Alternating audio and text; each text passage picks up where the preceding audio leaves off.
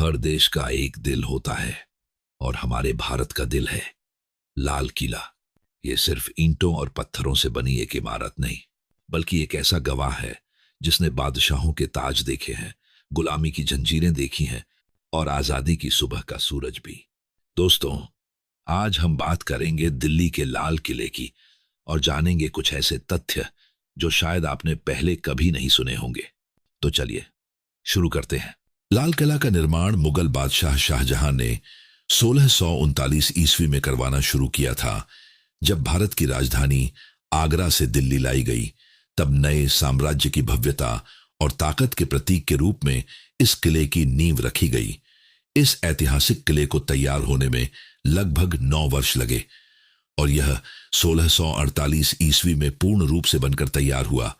उस समय इसके निर्माण में करीब 10 लाख रुपए की भारी भरकम लागत आई थी, जो आज के समय में अरबों रुपए के बराबर मानी जा सकती है। कहा जाता है कि इसके निर्माण में लगभग 12,000 मजदूरों ने दिन रात मेहनत की। लाल किले के वास्तुशिल्प की जिम्मेदारी उस समय के महान मुगल वास्तुकार उस्ताद अहमद लाहौरी को दी गई थी, जो ताजमहल की रचना के लिए भी प्रसिद्ध हैं। क्या आप जानते हैं, लाल किला का असली नाम किला-ए मुबारक है, जिसका मतलब है पवित्र किला। इस भव्य किले की दीवारें लाल बलुआ पत्थर से बनी थीं, इसीलिए इसे लाल किला कहा जाने लगा। पूरा लाल किला लगभग 254 एकड़ में फैला हुआ है। इसकी ऊंचाई नदी की ओर 18 मीटर और शहर की ओर 33 मीटर तक है। किले के अंदर कई खास हिस्से हैं। दीवान-ए-आम, जहां जनता बादशाह से अपनी बात कहती थी। दीवान-ए-खास, जहां राजा अपने खास मेहमानों से मिलते थे। मीना बाजार, एक शाही बाजार जो सिर्फ महिलाओं के लिए था। रंग महल, मोती महल और नाहर-ए-बहिश्त, जहां फव्वारे और पानी की नहरें थीं, जो किले को सुंदरता और शांति का एहसास देती थीं। इसकी वास्तुकला मुगल, फारसी, भारतीय और इस्लामी शैलियों का सुंदर मेल है। यह वाकई एकता में विविधता की शानदार मिसाल है। शाहजहां ने इस किले में बनवाया था एक अनुपम सिंहासन, जिसे कहा जाता था मयूर सिंहासन या तख्त-ए-ताउस। यह एक प्रसिद्ध सोने का सिंहासन था, जिसे मुगल बादशाह शाहजहां ने 17वीं शताब्दी में बनवाया था। इसे दिल्ली के लाल किले के दीवान-ए-खास में स्थापित किया गया था। इसका नाम मयूर सिंहासन इसलिए पड़ा क्योंकि इसके पीछे 2 मोरों की आकृतियां थीं, जिनके पंखों में कीमती रत्न जड़े गए थे, जो असली मोर के रंगों को दर्शाते थे।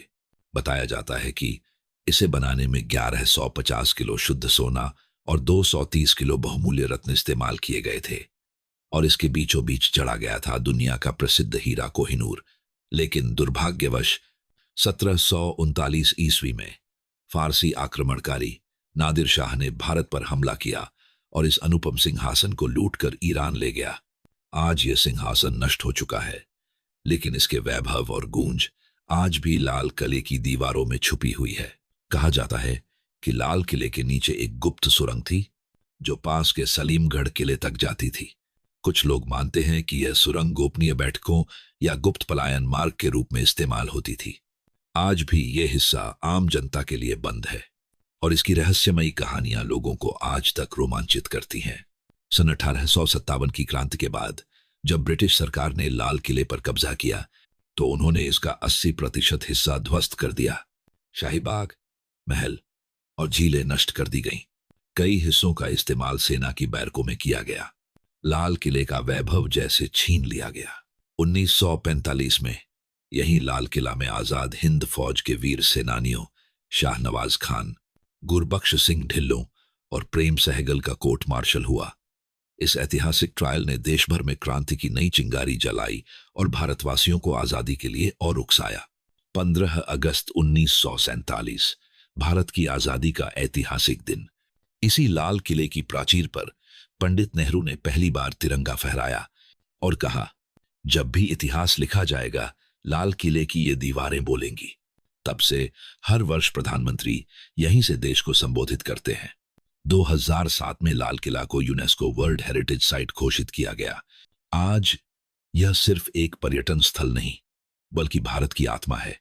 यहाँ हर ईंट, हर दीवार इतिहास की एक सिसकी समेटे हुए है। लाल किला सिर्फ एक किला नहीं, ये हमारे अतीत की गूंज है। वो जगह है जहां से सम्राटों ने राज किया और जहां से आजादी की पहली हवा चली थी। इसलिए अगली बार जब आप लाल किला देखें तो सिर्फ एक इमारत मत देखिए, वहां खड़ी है एक पूरी सभ्यता। तो दोस्तों, ये थे लाल किले से जुड़े कुछ रोचक और अनसुने तथ्य। उम्मीद है आपको ये वीडियो पसंद आया होगा। ऐसे ही दिलचस्प इतिहास और तथ्यों की दुनिया में खोने के लिए चैनल को सब्सक्राइब करना ना भूलें। वीडियो को लाइक और शेयर जरूर करें। मिलते हैं अगले अध्याय में एक नई कहानी के साथ।